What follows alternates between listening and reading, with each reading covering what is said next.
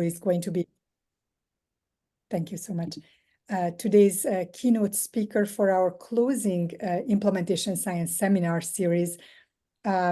We will be doing some introductions here and giving you a food for thought question as you are getting ready to listen to this presentation. And then we will hand it over to Dr. Luke. I wanted to say that we think that this is really an appropriate topic for a closing presentation for the calendar year. We are going to talk about impact and how we think about impact in our work. And so as you are listening to this presentation, I hope you can think about the cultures that you are existing in, the places where you work and you practice, and think about how culture is valued and thought about and plays out in those spaces. And so today's session hopefully will give you some multidimensional ways of thinking about benefits and impact in public health, in health services research and beyond. And it gives us a sense for our end of year to make some statements about our own impact and our own work. Going to the next slide. So after the introduction, Dr. Luke is going to present for about 50 minutes, 50. And then this is a longer session. We have 40 minutes after that with him to answer questions and get into details, perhaps some specific work that you are doing and interested in incorporating ideas around benefits. And he will be answering those questions. Next slide, please. So I already mentioned that Dr. Douglas Luke is going to be our speaker today. He's an Irving Louis Horowitz professor in social policy in the Brown School in Washington University in St. Louis. He's also the director for the Center for Public Health System Science, Washington University in St. Louis, and the director of Tracking and Evaluation Core in the Institute of Clinical and Translational Sciences at Washington University in St. Louis. Also, I have to say from a personal note that he was one of the most impactful professors I had during my doctoral training. He's one of the doctoral training core program directors at the time, and still remember those classes very, very fondly. His work has been extremely impactful in public health broadly, thinking about innovative methods to advance public health, including using social network analysis, using different methods to think about sustainment in various topic areas. And so today he's going to present on something that he has more recently developed and has been really operationalizing around the country and perhaps internationally. I don't know, Doug, if you have international applications yet, the translational science benefits model. So we can go to the next slide. So as a reminder, the focus of the presentation will be this translational science benefits model that has been, Doug will tell us a little bit about the history, but it has been used in different contexts, and now there are a number of applications. So he will talk about those and also provide us with some guidance on how best to incorporate this in different types of contexts. And again, just as a reminder, as you are listening to this, please think about your own environment and culture and think about how impact is being used within that. And hopefully as you listen, you will have many questions. For logistics, please use the chat to add questions anytime. We are going to continually monitor the chat and we will bring in the questions when we get to the discussion, but having them come in as they come into your mind is wonderful and welcome. And I am going to now thank Dr. Doug Luke for being here and hand it over to him for presentation. Great. Thanks so much, Borsika. Hold on one sec while I switch gears here.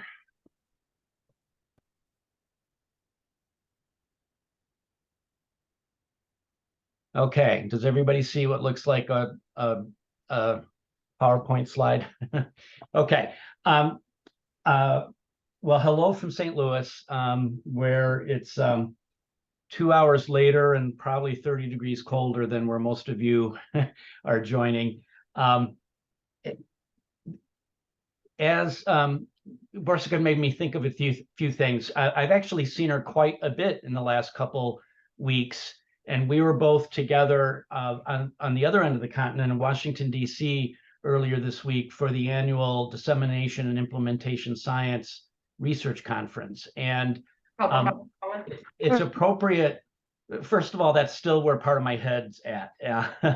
But what's relevant for today is there really was in the air there at the D&I conference a lot of appreciation and presentation around various aspects of impact. In particular, I mean, D&I science as a field, as a discipline, is all about essentially moving science into the real world. And the reason we need to do that is because otherwise we won't have any impact. And as you're going to see over the next few minutes, that it's increasingly important for us as scholars, as researchers, as clinical scientists to be thinking about this impact. So I'm going to be wearing a few different hats here. One is an implementation science hat, as I just suggested, and the other, as you're going to see, is an evaluator hat. And this will make more sense a few slides into the presentation, but particularly an evaluator hat living in the CTSA world, the Clinical and Translational Science Awards world, because the TSBM framework that I'm going to be spending a lot of time talking about really grew out of our evaluation of Washington University's Institute for Clinical and Translational Sciences. All right, so let's dive in. So I need to show you this. I have no conflicts of interest to report. I suggested most of this. I'm going to spend a few minutes to talk more in general about why impact evaluation is important, and then going to turn to one way that we've been trying to do impact evaluation here at WashU and across the CTSA consortium by using this model that we call the Translational Science Benefits Model, or TSBM. And you can see some of the things I'm going to go through. One of the things Borsika wanted me to do with this presentation is talk specifically to those of you who are part of ACTRI, which is UCSD's CTSA award program. And I understand that you're in the midst of or coming up on a renewal. And so one of the things I'm going to do is hopefully provide some tips and tricks and maybe some traps to avoid on how to integrate impact evaluation in a CTSA application. And then, as Borsika said, we'll have plenty of time for discussion at the end. So let's start out, why is impact evaluation important? And in many ways, I'm probably preaching to the choir here. I don't think any of you are going to say, oh, impact's not important. But as we'll see, it's one thing to know that it's important, and it's another thing to actually do it. The history, so a lot of what I'm going to be talking about here, as I said, came out of our evaluation at ICTS here at WashU. But in a lot of ways, it came from a little bit of dissatisfaction, if you will, with the traditional way to evaluate academic infrastructure grants.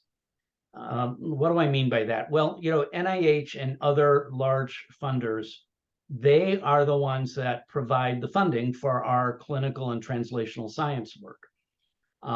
Because they're giving us a lot of money, they care about how we use that money. And so these infrastructure grants always come with evaluation requirements. And the typical way that we do this is we report things like how many publications came out of our research, how many grant applications did we make, how many of those got funded. And a colleague of ours at our center, Bobby Carruthers, called this counting widgets, sort of the counting widgets approach to evaluation. And as an evaluator, it turns out that counting widgets, it's a very boring way of doing evaluation because we already know the answers to those questions. It turns out that scientists are very good. If you give them money to do research, they will use that money to do research. And this idea that you have to continuously evaluate that, it's, at some levels, it's a little silly. Now, it's important for accountability purposes to show that this money is going to good use, because in fact, where does this money come from? It's society's money. Society is investing in us, and they want to make sure that they get a good return on that investment. But what does society really care about? What they really care about, what community partners care about, what policymakers care about, our funders care about, they actually care that our research is helping to save lives, to improve health, and as well as possibly save money. These are the things that are important. In fact, the only people who really care about how many papers we publish and how many grants we get are other scientists, and maybe our deans and chairs and other academic administrators. But when you talk about your work in the broader world, it's the other stuff they care about. So we started talking about, could we, within the context of our ICTS evaluation, actually start to assess those broader impacts, in particular by identifying the ways that science benefits society beyond the science itself. And so that's where all this started. And so you may already know this, and many of you probably do, but when we say impact, what do we mean by impact? And broadly speaking, as I just suggested, impact is the effect that our research has on the wider world. How does it influence policy? How does it change public opinion? How does it improve our healthcare systems, and so on? Impact is not the things we do that drive that impact. That is, publishing papers is not impact. Presenting at conferences is an impact. Discussing our research in media, that's not impact. Now, that all of those activities help impact, but the drivers of impact, they're not the impact outcomes themselves. More critically for us, and I've already suggested a few of these, but why is impact important? Well, as you can see here, it avoids research for the sake of research. Many of you have had to write impact statements or in our grant applications, and I've reviewed a lot of them, and a lot of times they devolve into statements about this research will lead to more research. Well, that's an example. So this R21 I got, the main thing is it'll allow me to do a bigger R01 grant.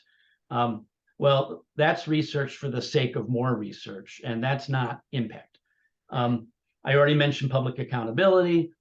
One of the things, the framework that I'm going to talk about in a sec, it's inspired by other work. We weren't the first to have this idea, and in particular, some of you may be familiar with a framework called REF, or the Research Excellence Framework, that started in the UK and is used throughout different Commonwealth countries. And in a lot of ways, the United States is playing catch up to other places around the world. The REF, for example, is used in the United Kingdom to actually make decisions about allocations of funds. We don't have to prove that our work has had impact to get grant funding, although we may be moving towards that. And then the most important thing I've bolded here, which is that impact is important, because if we focus on that and ensure that our work leads to impact, it will increase the likelihood that our future research will really have that direct connection to improving health. Now, here's the catch. We talked about counting widgets and reporting publications and grants. I shouldn't say this as an evaluator, but counting widgets actually is pretty easy to do. One of the reasons is the whole data infrastructure for that. There's Scopus, there's Web of Science, or, if you're in a hurry, Google Scholar. There's NIH Record, which you can use to get information about grant funding in the United States. That is, there's a whole infrastructure set up to that makes it relatively easy to talk about academic research outcomes, or outputs at least. When we start thinking about measuring impact, we quickly realize it's much more challenging to do this.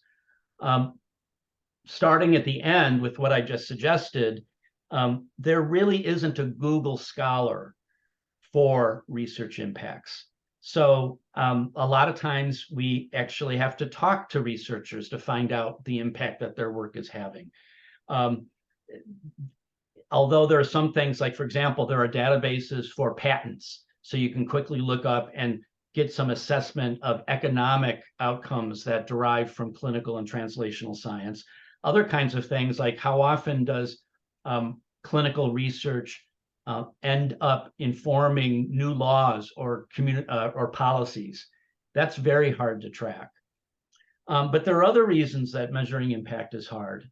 Going back to the top, or up to the top now, one of the biggest challenges is, unlike writing a paper, which can happen pretty quickly after a grant is funded, actual health and social benefits can take a long time.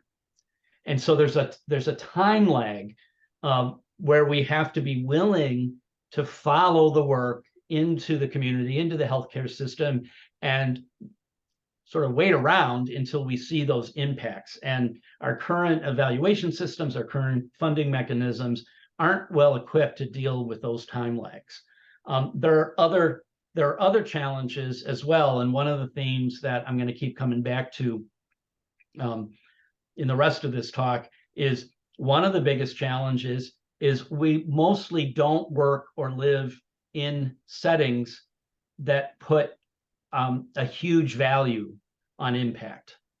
And so it's not surprising that we don't spend much time measuring it. But we'll come back to that idea. Okay, so that's like the background, that's the rationale for this. So out of this, so now I'll turn to and talk about this specific model, the TSBM.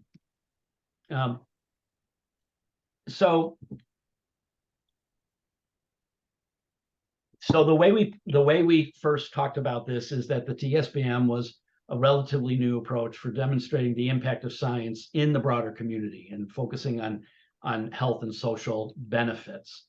And, you know, as we already said in an earlier slide, our audience here is thinking about those impacts or those benefits that are most relevant for the public, for policymakers, for organizational leadership. So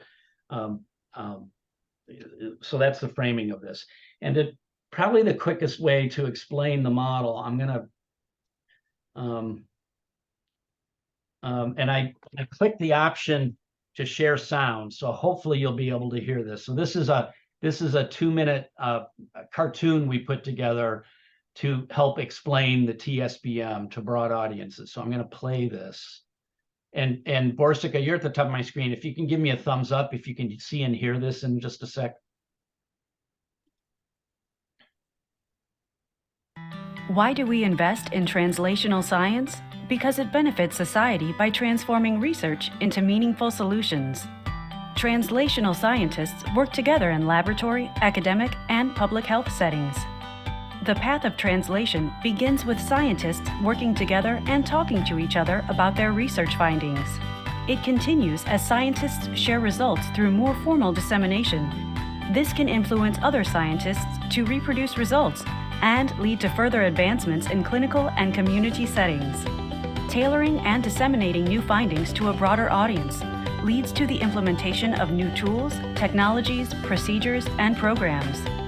To measure the impact of translational science, we have identified 4 areas of benefits: clinical, community, economic, and policy.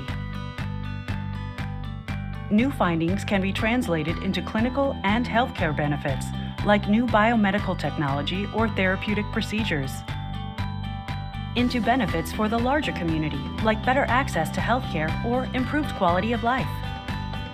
Into economic and commercial benefits, like improved cost effectiveness or lower prescription drug prices. And into policy and legislative benefits, like new laws or more effective regulation. By following this path from research to impact, we see how investment in translational science benefits us all. For more information on the translational science benefits model and how to apply it to your work, visit translationalsciencebenefits.wustl.edu. Okay. Borsika, thinking about our conversation at the conference,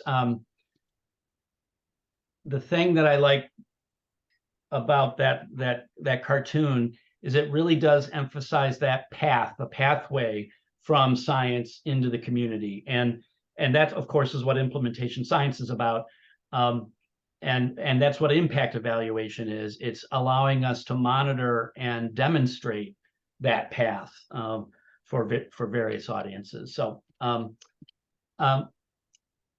So here, this was in our first paper on the TSBM model, and as good evaluators, we had to have a logic model. And so this is our logic model, and a lot of it is gray because this is the stuff that we already understand pretty well. You know, essentially, there are inputs into our research and we do, and essentially, and the most important thing of this is research funding, and there is a first translation step. We don't think of it as translation, but think about how we all learned in our graduate programs and in med school how to take results from a study and write up a 3,500 word empirical peer-reviewed journal article. That's a highly technical skill, and it's a translational skill, but we don't think about it that way. But this first bar is noting that first translation phase, and that is where we spend much of our time in our work life. We then take those scientific results and are talking to other scientists. However, the point, I think, the most important point in the TSBM model is that's not enough if we stop there. We need to then have a second, oops, I've been on the wrong screen with my mouse. So this is the first translation phase, and then this is the second phase. And this is where we take the knowledge and discoveries that have come out of our research, and we translate them for different audiences. And if that goes well, eventually we will see benefits starting to accrue from those activities, and those benefits tend to land in one or more of these 4 buckets, as the cartoon said.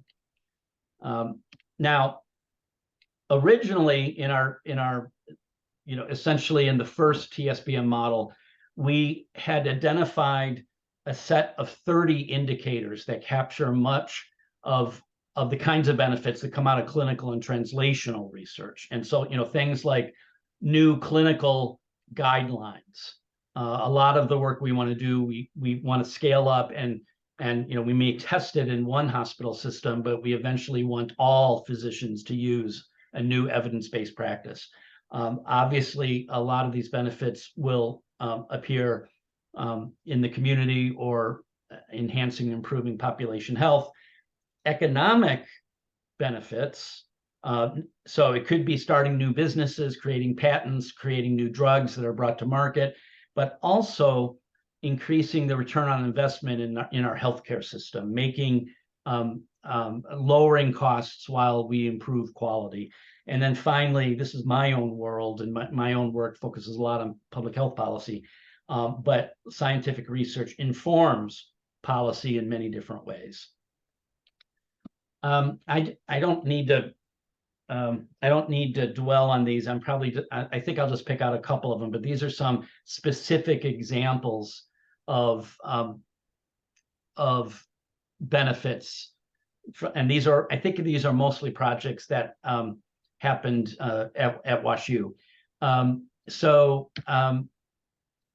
this was the Empower project, focused on improving delivery of healthcare services to rural women veterans. And this was a project, when they looked at it, they were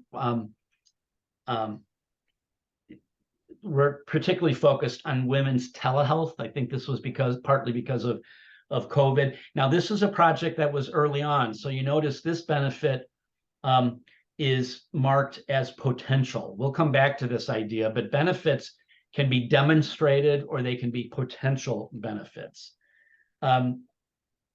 This was a project that was very successful here at WashU, the Contraceptive Choice Project, and it was looking at enhancing uptake of long acting reversible contraception. And they were able to show not only positive health effects in the St. Louis and Missouri region, but there were major cost savings associated with this. So that was a demonstrated economic benefit that came out of the Contraceptive Choice Project. And then in the policy world, I like this one. This was a research project where the director of the project actually ended up serving on President Biden's campaign and transition team, and ended up they led the development of some executive orders that the government could take to reduce addiction stigma. The research work was around stigma, and this was an unplanned benefit, meaning this was not the purpose of doing the research was not to end up on the campaign trail, but this is an example of where research informed policy. Okay, so the next, a lot of the rest of the slides are more specifics on how we and others have ended up using the TSBM either as an evaluation tool or in other ways. So, for example, in training and workforce development, in communications, and I'll talk about culture change as well as we get to these examples. So the first thing is when we first developed the TSBM as an assessment framework. So it wasn't yet an actual set of evaluation tools. But over the years, since the introduction, we've expanded the framework, and we've also developed a number of tools that can be used in evaluation settings, in training settings, and in other places. And so the general framework we've taken for this is whether you're an individual scientist or you direct a group or unit, or you're a CTSA director, let's say, you can think about assessing impact in three broad phases. You want to plan for impact, you want to track the impact and track the activities associated with the impact, and then you want to be in a position eventually to demonstrate that impact. And so we developed a whole set of tools, and these are all free, and they're available on our website. It's a bit of a mouthful, translationalsciencebenefits.wistl.edu, but but you can get a lot more information about the TSBM, but particularly you can access these tools. We don't have time to really go over the tools in great detail, but I want to show you one thing. I know in many of your screens, especially if any of you are on your phones, you're not really going to be able to see this, but this is an example of the first tool that we suggest people use. A lot of times when we would sit down and start talking about how are you going to assess the impact of your project, of your grant, or of your group's research, often we get a deer in headlights. It's sort of, humana. I know impact's important, but it can be really overwhelming. And so we call this our roadmap to impact. And you notice this is from our web tool. What we've got here really are just a series of boxes, and each box is a piece of the impact puzzle. And these are the things. It's breaking down an overwhelming question to much more manageable bite-sized chunks. So for example, we start by saying, well, what is the challenge? What's the research gap or challenge that you're trying to address? So you can talk about that here. Who are the partners in box 4? Who are the partners that you're going to be working with in this project or in this program? Does your project or program have important any important equity aspects or focus? So some research is directly focused on reducing inequities, for example. But even in research that's not primarily about health equity, there are often equity aspects that you want to be thinking about. How are you going to disseminate? Not by writing a journal article. I mean, you're going to be doing that. But how else are you going to be getting your story out? What metrics are you going to use to assess your impact? Who's your team for this? So the team is different from your partners, for example. Anyway, you get the idea. The point is to break this down so you can start putting together an impact plan that you can follow, you can implement and follow yourself. And that's just one of our tools, but we wanted to give you a sense that if for any of you who are interested in actually adopting the TSBM framework, we've got a bunch of resources for you. Now, the other big thing we've done over the years, remember what I said, that impact assessment is hard. And since we were part of an evaluation team within our ICTS, those of you who are part of Actuary probably know this, the evaluation, the CTSAs as a whole don't get a whole lot of money. The budget's not that high given everywhere that money has to be spent. And that includes the evaluation team. And so we early on, I'm getting a little feedback here. Early on, we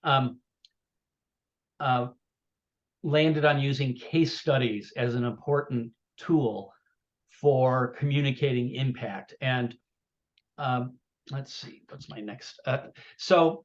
If you go to our website, you'll see we actually have, I think we just broke the 30 case study number.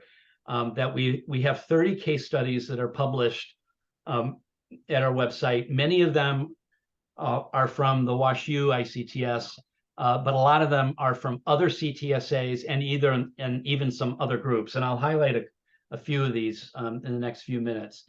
But these case studies are ways to essentially tell the impact story to non-scientific audiences. Now, I say that with a little bit of an asterisk because it turns out scientific audiences are also interested in seeing these stories. But the point here is when we're developing these case studies, you're thinking not about JAMA reviewers, you're thinking about your community partners, you're thinking about your NIH project officer, you're thinking about the journalist who you're trying to get coverage of your research project in your local newspaper, let's say. So this is an example. This is a study.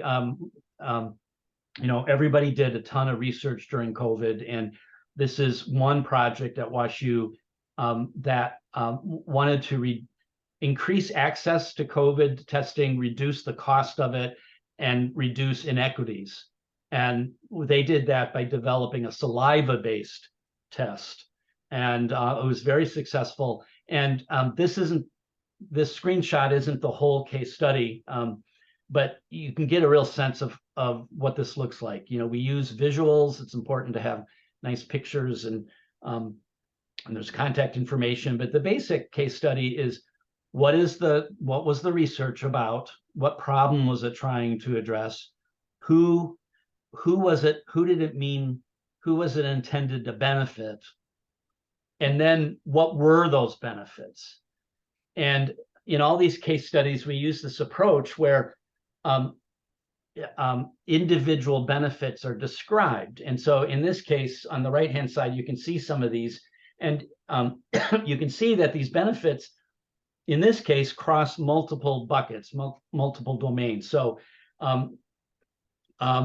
they created new software that hospitals could use, and that's a software technology benefit that appears in the clinical bucket. They ended up, one of the first test beds for this was our special school district in St. Louis, which is for special needs kids. And they saw this as, it was a demonstrated benefit in that it increased access to important, for health screening, essentially. But there are also economic benefits. So these case studies have become really popular, and the people and groups who have developed them have used them in lots of different ways. As they've used them, even though the case studies, they're meant to be non-technical, short, they're usually 2 to 3 pages. But many of our partners, 2 to 3 pages was still too long. So we ended up developing 1 page, what we call impact profiles. And it's the same sort of idea, but just, drilled down to its essence. So you have that same structure where what's the project, what was the impact, what was the challenge that was being addressed, what was the impact, and the key TSBM indicator specific benefit statement. So and these are newer, so we don't have as much of a sense of how they're being used, but we're really excited about it because, again, these are things that can be used a little more easily than the case studies. For example, you could attach them. Let's say you're talking with a journalist who's going to cover your project. If you attach an impact profile, well, that you've already done half the job for the reporter. Or if you're going up for promotion and you want to tell your impact story about the importance of your work, we started working here at WashU with assistant professors and people on the tenure track to use impact profiles as part of their promotion materials. Okay, I'm gonna. All right, now, so I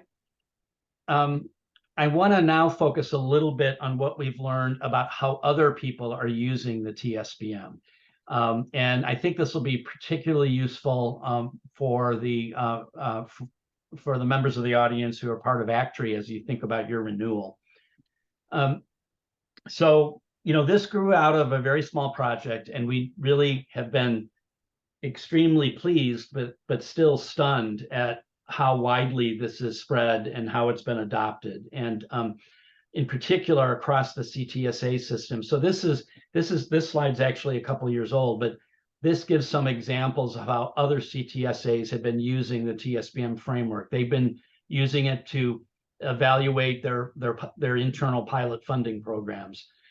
They're doing portfolio analysis, that is looking at sets of projects to look at the impact patterns. And I'm going to show you a couple of examples of that.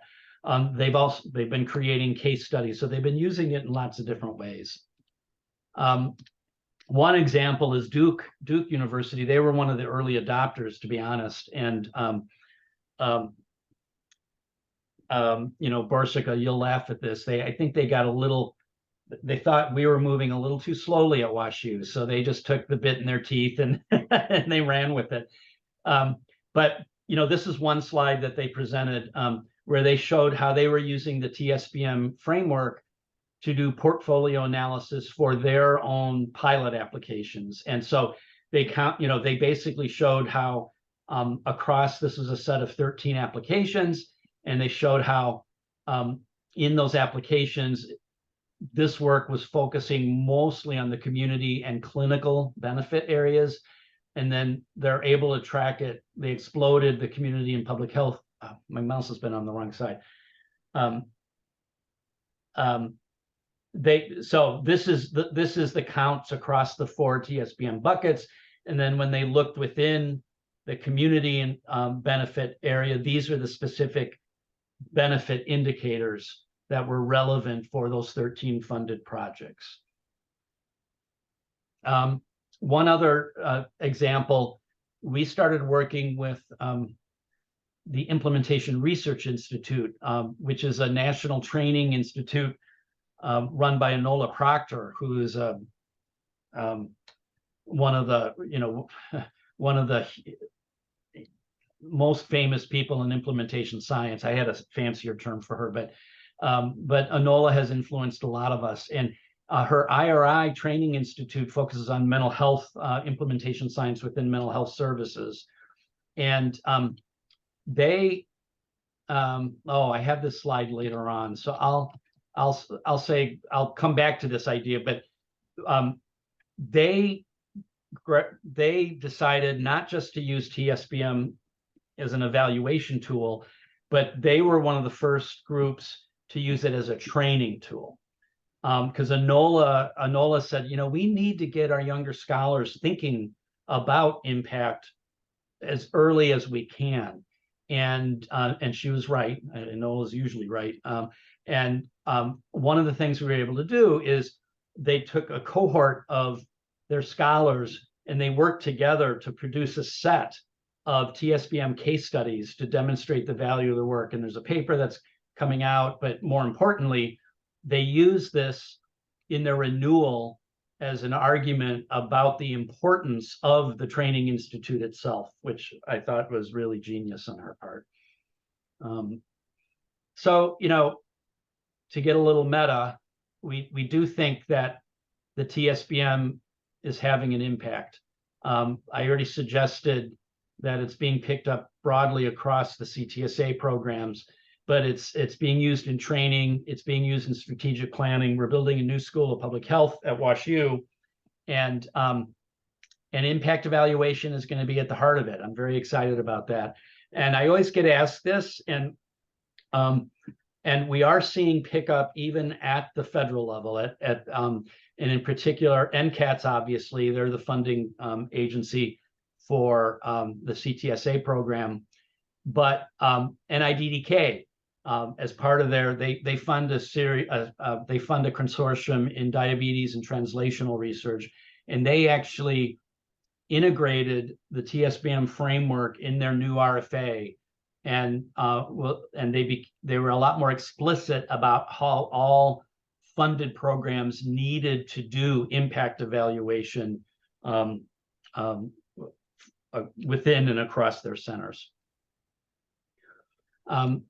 This is my favorite slide lately, and I can get excited about it because we didn't actually collect these data, but the evaluators group in the CTSA program did a survey, did an evaluation around impact evaluation, and basically just asking CTSAs how were they planning or doing impact evaluation.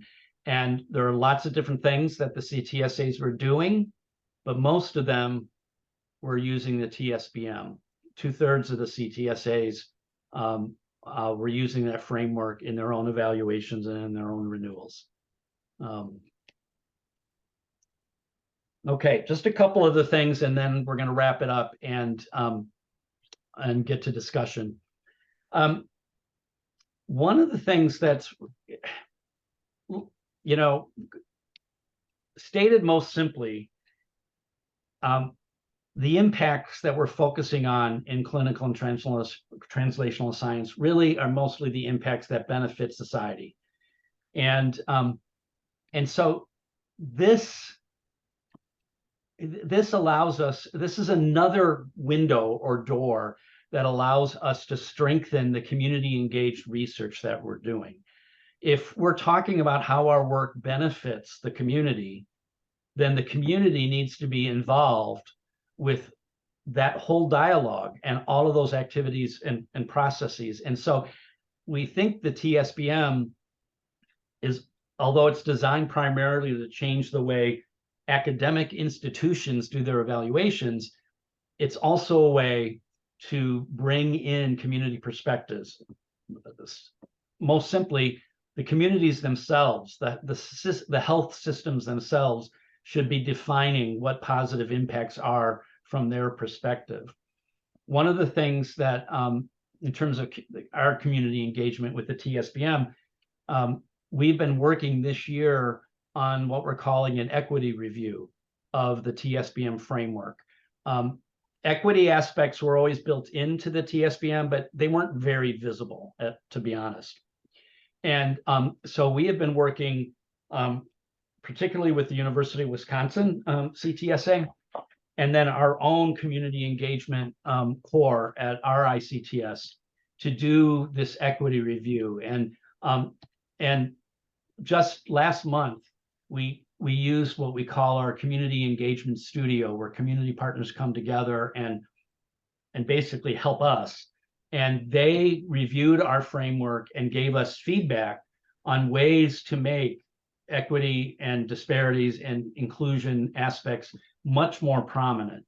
And and so in the red here are examples of the things that we heard in these sessions, and some of them were ways that we can redefine existing impact indicators, but they also suggested new things we should be adding. So for example, workforce development and training we didn't really have, and this is critical, that the healthcare workforce needs to look more like the patients they serve, and that is, research that enhances workforce development, training, and retention is clearly something that should be, that should be part of telling our impact story. So that's very exciting. I mentioned very quickly that TSBM has been used for training, and I don't have much to say about this except that we should have thought about this sooner. And Borsika, you'll be familiar with this idea. Ross Bronson is somebody who influenced us. He always talked about designing for dissemination. And the idea is we shouldn't wait to the end of a project before we start talking about it to people. And so we've stolen his idea, and we've been doing this a lot in our training. We talk about designing for impact.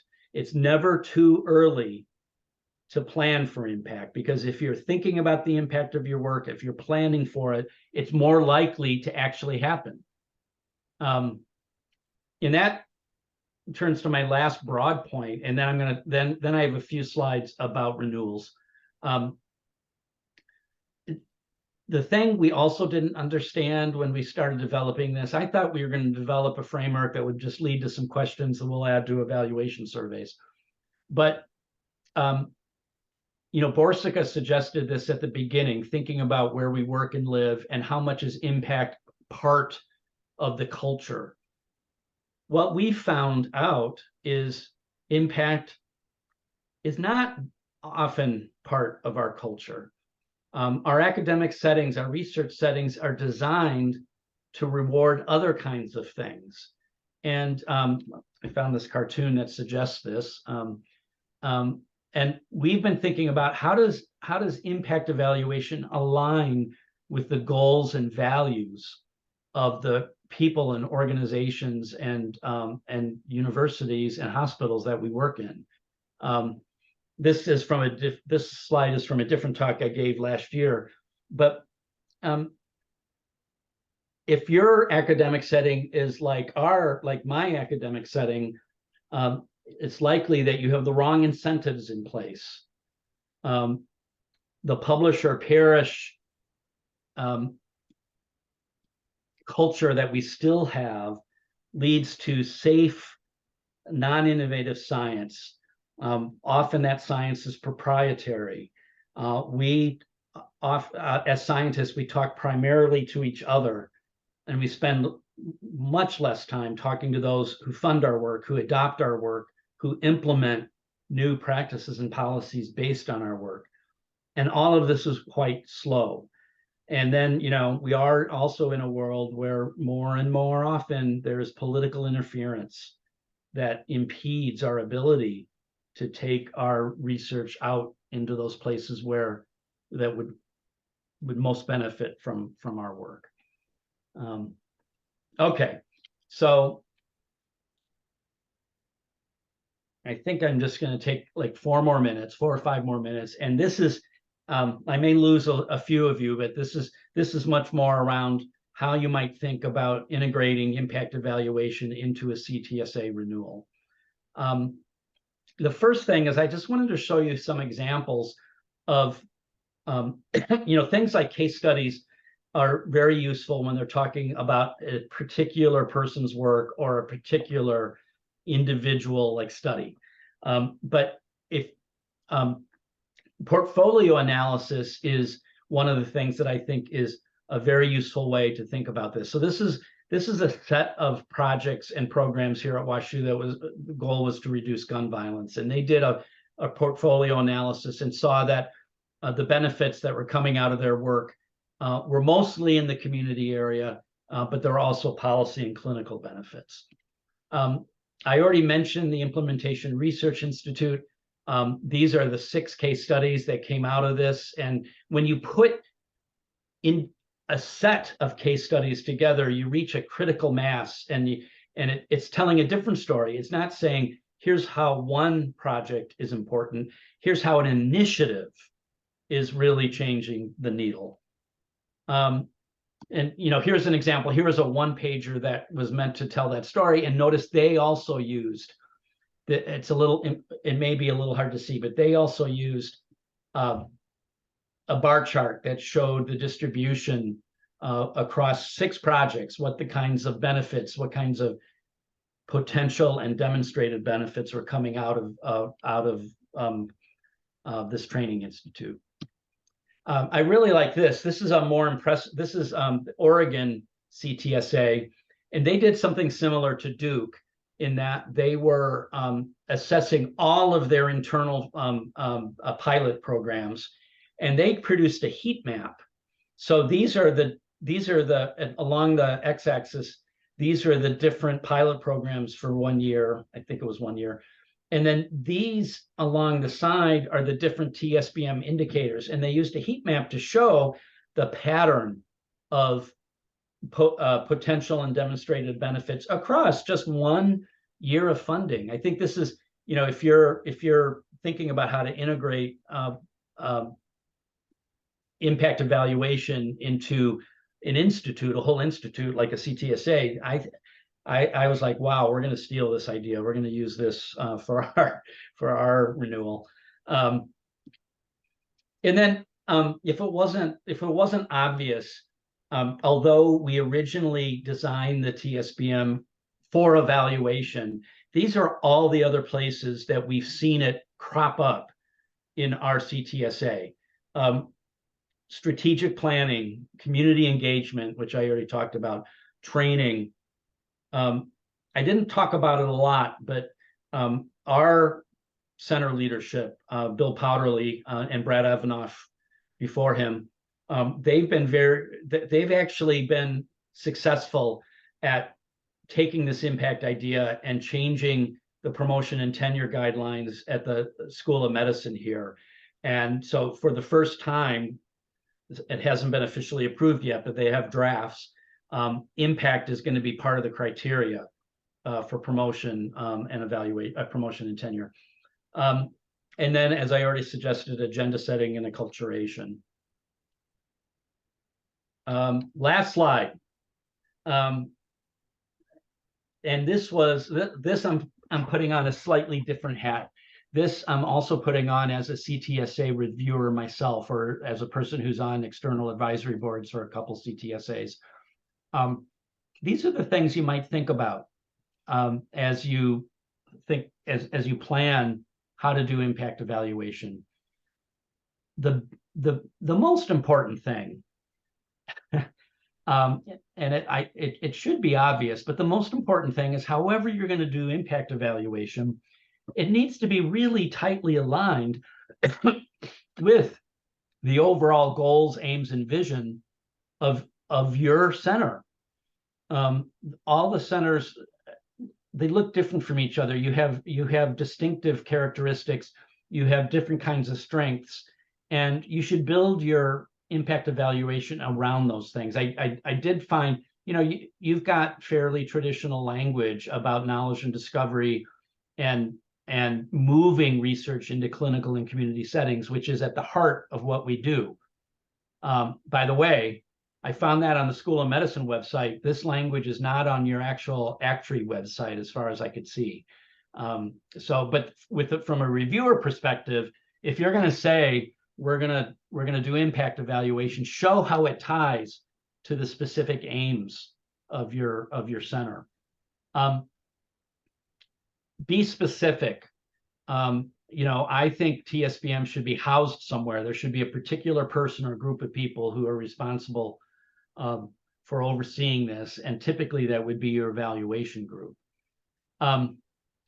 I found, as excited as we are about the TSBM, don't jump to the acronym all that quickly. The whole point of this is TSBM is one framework, one set of tools. It's impact evaluation. That is what you're trying to do.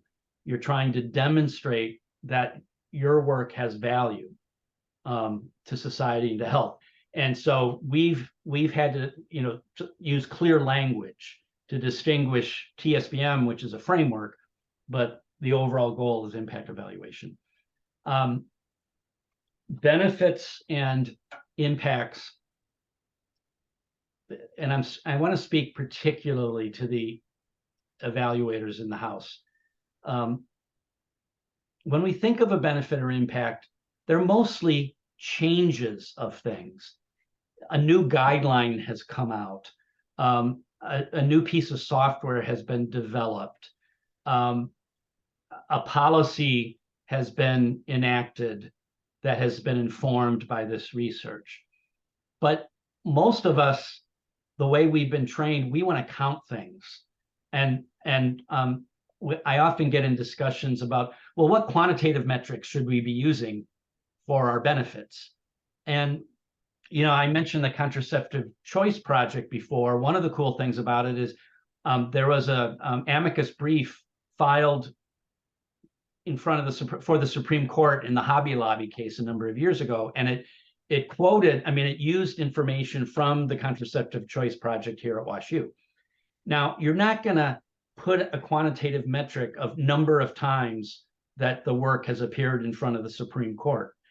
It's a qualitative thing. It happened, and it's an important indicator of a benefit. So from an evaluation perspective, what this means is you should be using both quantitative and qualitative metrics to tell your impact story. And then let me just jump to the last thing. Impact evaluation is probably a waste of time unless you've got the leadership and the champions in place who are pushing the value of research impact. The evaluators can only measure things, but there needs to be, and this gets back to culture. Your group, your organization, your place, we need, and I'll just turn this to WashU. We've realized we need to put impact closer to the center of what we do as scholars and researchers and scientists. All right, so I'll stop there. I went just a few minutes over. Sorry about that. But I'm hoping, and I haven't been able to look at chat. But I'm hoping we got some good discussion lined up. Yes, thank you so much, Doug. Wonderful. And yeah, the extra few minutes were amazing. The very important advice on the renewal and some other broad areas. I'm looking at the chat. There have been questions coming in, so I'm going to pull those in. I am also encouraging everyone at this point to feel free to turn on your camera and then unmute. Perhaps raise your hand so I can manage a little bit. I hope there are many questions from you all. And I am happy to start with one while you warm up to this idea. And this is actually one that I want to be a little bit provocative here, Doug, and kind of challenge you, because we talk about the TSBM and you mentioned the importance, and I absolutely agree with the importance of these outcomes.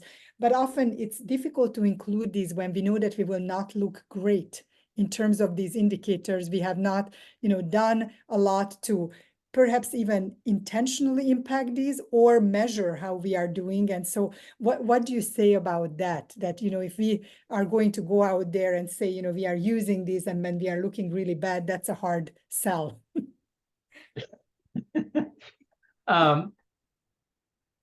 Yeah, even though you warned me you might be asking this, Borsika, it's still a hard question. Let me suggest a few things. First of all, you know, I have resisted whenever this has come up when we talk about the TSBM. I've always resisted this idea that what this is a framework that allows comparisons. We have a phrase in my family: comparisons are bunk. The idea that somehow we would end up in a world where there would be a TSBM score and settings would be ranked on those scores just makes my blood boil. This is about culture and a value. This is about being able to tell the story. It doesn't matter how small you are, it doesn't matter if you're a younger CTSA awardee, it doesn't matter what your budget is. You're doing work that is important, that is benefiting your healthcare system, your local healthcare system, your communities. I know it's true because you wouldn't have gotten funded, as a CTSA if you weren't doing that. So what this is about is not sort of saying, oh, are we gonna measure, how we're gonna look? This is a way to make more visible all the good work you're already doing. So that's my first answer. The other thing, and this was maybe implied when I was really suggesting the idea of qualitative metrics. Again, I think if we take this, that these are success stories. We have a colleague, Betsy, a person on both our evaluation team and our TSBM team. One part of her job is telling the success stories. And I think one of the values here is these tools and the case study templates and the impact profiles. They're just ways to help. I don't know if they speed up those success stories, but they allow you to have different ways of telling those success stories for different audiences. And and then the last, I had a third thing here is to then possibly meet you 10% of the way there, which is not so much how are we going to measure up when compared to others. It's how will you look when you measure yourself against your own goals. I think the TSBM framework is a way to say, here's what our CTSA is trying to accomplish. So when I said that should be tightly tied to your aims, this is what we're trying to accomplish. We're using the TSBM to show how well we're doing. Again, not as a score, but for example, many CTSAs have certain themes when they fund like pilot programs or when they recruit trainees. They'll often want to have certain kinds of projects they're funding working in certain specific areas. Well, again, the TSBM framework allows you to track and then demonstrate how you're achieving those goals, not in a score approach, but just to use our example, WashU has certain strengths as a CTSA, and it's sort of a weird set of strengths. We're very good at really basic science, genetics, and all that stuff I don't understand. And then we're also very good at T3 and T4 research. Our implementation science group is particularly strong. So but in the middle, the T1 and T2 in particular were much, much weaker. So our pilot programs reflect that. And so we don't expect, like I showed you a bunch of those profile analyses. The goal is not to look good on all of those things. Nobody can look good on all of those things, but you should look good on those things that you value highly. Does that Does that help? No, this is very good. Thank you so much, Doug. That's great. I truly want to see whether others would like to unmute and ask questions. I'm happy to also read the ones that you put in the chat. Let me give just a second to see if anyone would like to unmute and come on to ask their question.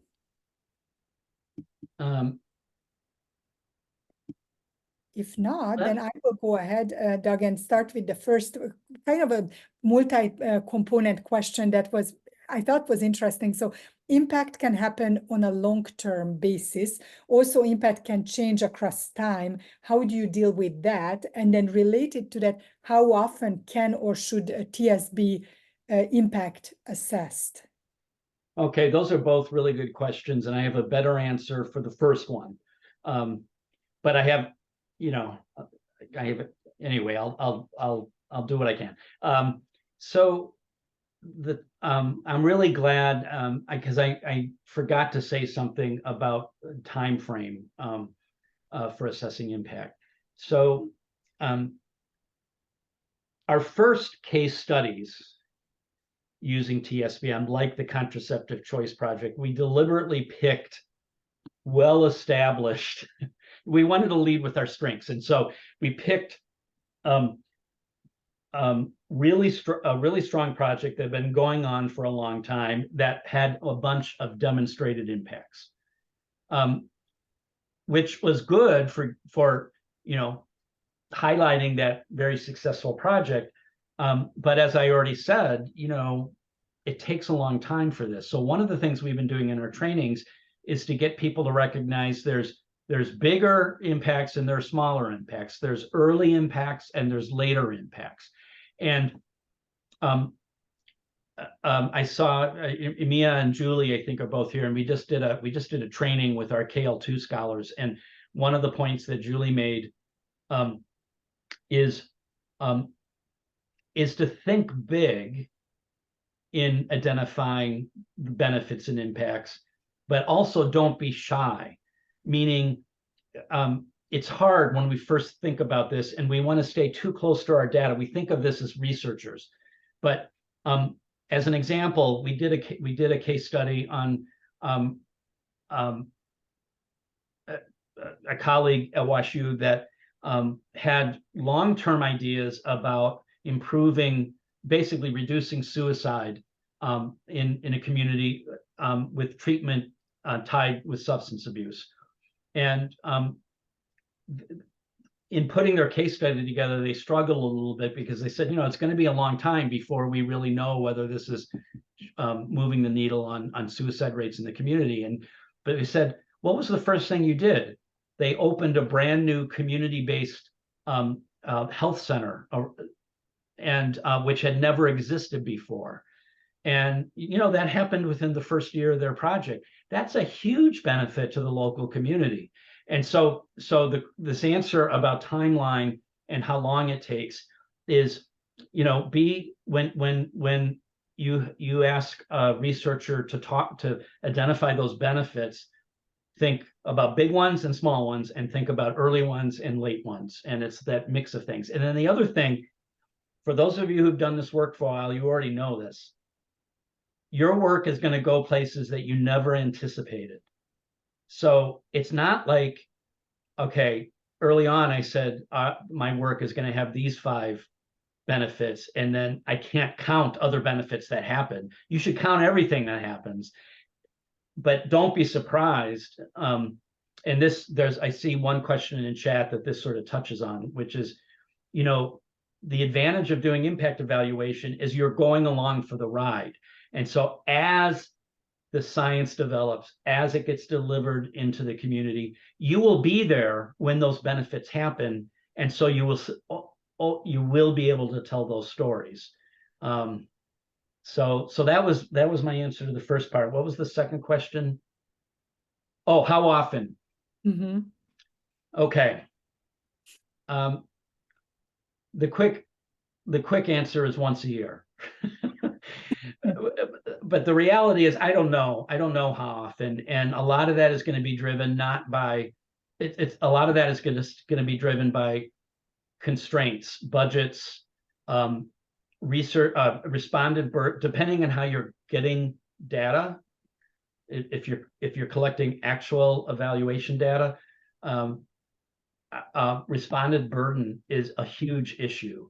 And again, if you're places like our place, they're sick and tired of hearing from us, and you know, and that's whether we're talking to students, we're talking to trainees, we're talking to faculty, we're talking to community partners, and so we have to be really imaginative of how can we collect data without overwhelming the system. And so I've found very little. And again, depending on what you're doing, you may be doing something where you're developing case studies, which by their very nature don't follow on a strict timetable, but you might say, okay, you know, we've got this renewal coming up. We want to have 2 case studies for that. And then after that, we'd like to have 1 new one every 6 months or something. So I don't really have a good answer for that, except to say, oh, I know what it is. If you're really doing this not as a one-off, think about how you're going to create a sustainable evaluation system focusing on impact.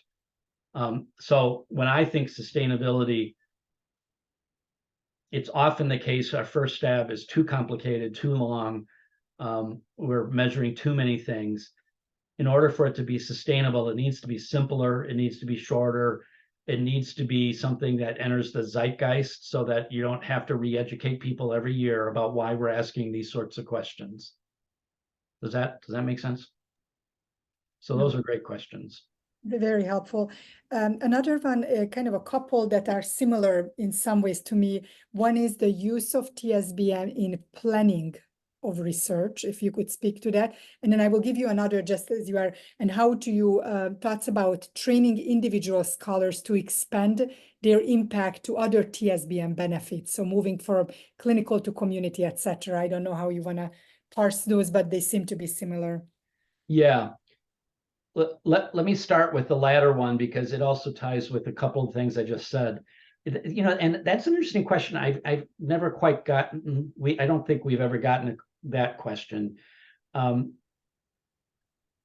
I think, let me go back to this idea of sort of planned benefits versus surprising benefits. Actually, we have 15 more minutes, right, Borsika? Yes. Okay. I don't want to outstay my welcome, but let me tell you a mini story. I thought about starting this whole talk using this story, but this is a great response to this question. In my earlier research career, I did we did a lot of work in tobacco control policy research, and I had a colleague and a friend, Andy Hyland is his name, and he works at the Roswell Cancer Institute. And in the late 90s, when it was the sort of the golden age of tobacco control, he and his team, they developed this technology that was portable air monitoring systems. And these were really useful because communities and businesses like hotels and casinos, but communities were passing smoke-free policies. And so smoking was supposed to stop in certain types of places. And to monitor that, to evaluate it, you needed a way to actually see if it was working. And he developed these portable systems you just drag in with you into the casino, and you'd sit and gamble a little bit and measure this. They published a whole bunch of scientific articles, but it wasn't until a feature story appeared in the Ladies' Home Journal that people really heard about his work. And it was after it appeared there that communities started asking him to come and teach them how to do this. Restaurant chains had him come in and talk about how they could incorporate this monitoring. And essentially, the science was important because the impact wouldn't have happened without the science.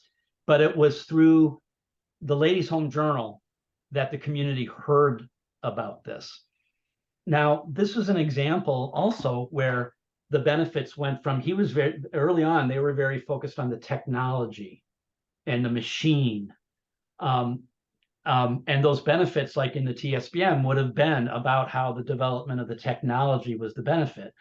Well, then it went from the clinical world to the community world and even the economic world when businesses and communities started adopting this. And so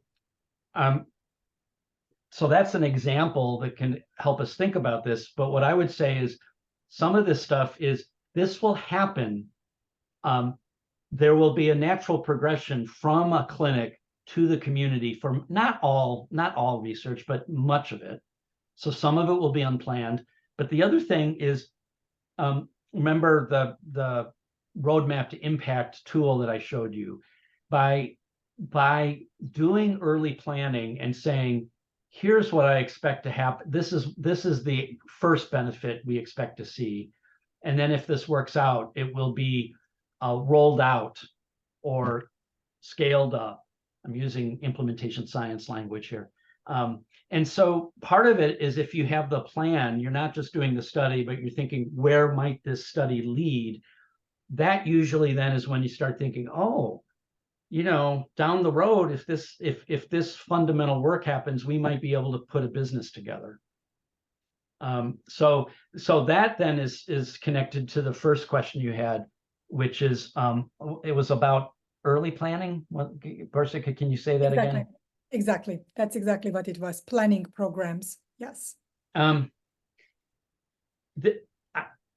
again, I'm just going to say, I learned a lot of this from Ross Bronson. In our own grant work, for example, I remember the first time that I put a D&I aim in my research. So an aim 3 that actually was about dissemination. And I was so nervous because scientists didn't do this. I knew that. I heard that, especially from my epidemiologist friends. And then I found out that often, not always, but often it was the dissemination aim that got reviewers most excited, because we had a plan that there was the study, and then we had some vision of where that study would go. And so I really believe Ross is right. If you get people thinking about the longer term consequences, positive consequences of their work, and I would say, as a mentor, by the way, sorry, this is a little bit of a side note. As a mentor to younger researchers, by doing that kind of planning, it helps themselves. It helps the young researchers themselves develop the map of how their work fits into the field. Again, there's so much we have to do to get grants off the ground, to get studies going, that we get tunnel vision. And this kind of planning allows you to sort of step back a little bit. Well, not step back, look up and peer down the road. And that benefits a lot of things. And in particular, it benefits people to be able to give their elevator speech of why they're doing their work, because the elevator speech almost always has to have an impact part. The reason I'm doing this work. Super. And that might get to this idea of how to expand individual scholars' focus in terms of going from one type of TSB impact to others, like clinical to community. But did you want to say more about that, Doug? Sorry, I was reading one of the other questions in chat. Can you say it again, Borsika? Sure. So any thoughts on how to train individual scholars to expand their impact to other TSBM benefits, from clinical to community, etc.? And I think your answer partially kind of got to that already. Yeah, I think I was trying to touch on that in the last thing I said. I think I think if you peer down the road and look over time, some of that stuff will happen naturally. But here's the other thing. You don't have to have benefits across all of these categories. It's, and this goes back to your very first question, Borsika. Let me say this. It's not the number of benefits. one big positive change, I mean, you could rest a whole career on that. If you can basically say the work I did led to this amazing thing. So in particular, one of the things we've been talking about here at WashU is we've had people say, okay, we're excited about the TSBM, but what about our basic scientists? It's harder for basic scientists to see that through line of their work and how it will end up benefiting people and communities. And that, I think that's a legitimate question. So we're actually working with them, and we're going to probably, like we're doing for the equity review, we're going to possibly put up a set of indicators that will be of more relevance to basic scientists. But to tie it to this question, we should never feel like, okay, there's pressure. Your work is helping physicians or nurses at the bedside. We shouldn't pressure them to say, but how is it helping communities, or what are the economic benefits? That is, the benefits that they're aiming for should be the ones that are relevant for their work and for the scientific question. And so it's okay for some research to stay in the clinical world. It's just that what we find is it's often the case when some genuine clinical innovation happens, there's a natural spread. I wanted to, Carolina had a question in chat, and and she asked about demonstrated versus potential benefits. How do we define each one? I'm glad you brought that up. This is when we first developed the TSBM, we didn't have this idea of potential versus demonstrated, but we quickly learned that, especially if we were going to be talking to younger researchers, it's just like the difference lens we use when we're looking at somebody who's going to be promoted to an associate professor compared to like a full professor. You got to be realistic, and so it's really important to allow for potential benefits. It helps in the planning that we just talked about. But there are just some things that are going to happen. They just haven't happened yet. So without getting too technical, because the answer to this is not technical at all. The only difference between a potential benefit and a demonstrated benefit is, has it happened yet? So a demonstrated benefit is one that's happened, and you can tell that story and you have some documentation. Here's the newspaper article, here's the patent approval, here is the law that quotes the research. A potential benefit is one that you expect to see. And, as evaluators and as administrators, you do have to have people stay focused. You don't want them to say, my work is going to solve the common cold, eliminate COVID, and bring peace to the Middle East. They've got to be somewhat realistic, but we should not police their potential benefits. This is their work. They're going to know where they want it to go, and they should, talk about the good stuff that will come out of that work. Super. There is one question that I would like to ask, and that might be our last or not. So if you all have additional ones, please drop it in. This is related to the community's perspective, Doug, in this work. And I will just read the whole question because I think it was very nicely formulated. Really like the comprehensive approach to evaluating research outcomes and its focus on long-term, wide-ranging benefits beyond traditional academic metrics. How is this impact presented back to the community? Can CBOs use this model as well? And has community been involved in designing the tools and defining what success looks like to them? Yes, it is. That is a great question. So the first thing, this is a subtle point, but I think it's an important one, and it's relevant for this question. The TSBM model, we want things to change. I talked a lot about culture and agenda setting, but what needs to change is how we, as researchers and academics, evaluate our work, talk about our work, communicate our work. So this framework is, we talk about audiences a lot. This framework, this framework is designed for us. However, because it's about benefits, the community has a huge role in this.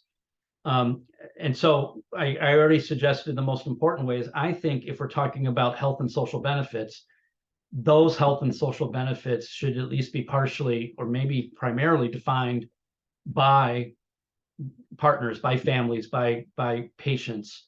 So that's one part. That's an answer to one part of this question. Have we done? So then the middle question: how can the impact be presented back to the community? I think it should be presented in ways that we typically do this using best practices. That is, I don't think the framework is going to be that helpful. I mean, case studies that come out of this are incredibly helpful for the community, but the important point there is the impact story, not the fact that it's a TSBM case study. Does that make sense? The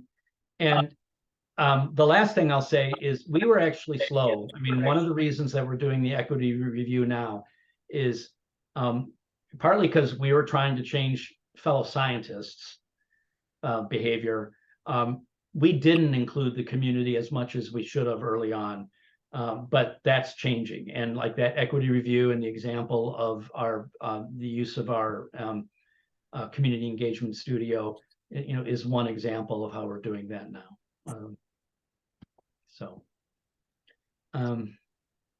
Doug, I'm sorry, I missed one of the questions, although I think you touched on it in the talk. So let me close with that, even though we are very close to the end. And it's about evaluating CTSAs as a whole using TSBM.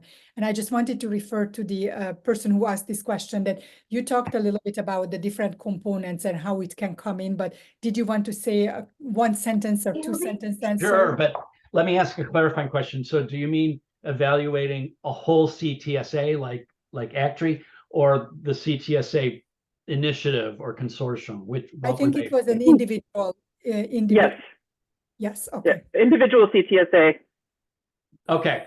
Well, so a lot of what I presented were sort of examples of how that's being done in different ways. One of the things I'm going to suggest, because I'm only going to have a minute or two, and you may already know this, but the CTSAs, they have an evaluation interest group, and that's where the evaluators talk to each other. And as part of that, there is a TSBM working group, and they would be a good group to ask about this. I just did a presentation to, they're called pods. All the CTSAs are grouped into pods, and I heard back from two places, Harvard and Columbia, how they were using the TSBM as an overarching framework for their own evaluation. And so I didn't put this as a bullet point, but one of the things I said is this was in that renewal tips slide. I think you often have to make a choice between broad and shallow on the one hand, or narrow and deep on the other. And I don't think I think either way is defensible. Some CTSAs have said, we're going to focus on our pilot programs. And so that's a narrow. Others have embedded impact evaluation as a fundamental orientation in their CTSA evaluation. Corey, I think that's getting at your question. And that doesn't look that different from just a general evaluation plan, but what you say is one of the goals of the evaluation is to track and demonstrate downstream impacts that come out of our work. I mean, I just made that up, but that's the way I would write that sort of AIM language. And in that case, it's the orientation, the TSBM orientation, that informs your evaluation, but that then is a comprehensive approach. And then you have to decide, okay, what does that mean for training evaluation? What does that mean for our funding programs? What does that mean? And that's of course where it gets fun and hard at the same time, to figure that stuff out. Thank you so much. This was amazing. We are a little bit over time. Thank you so much for staying longer, Doug. Thank you for everyone for being here. This is closing our series of implementation science seminars. We will be back in January. And again, wanted to appreciate, again, the wonderful visitors from Washington University in St. Louis. Doug, we might be emailing you with additional questions. Sure, please do. And as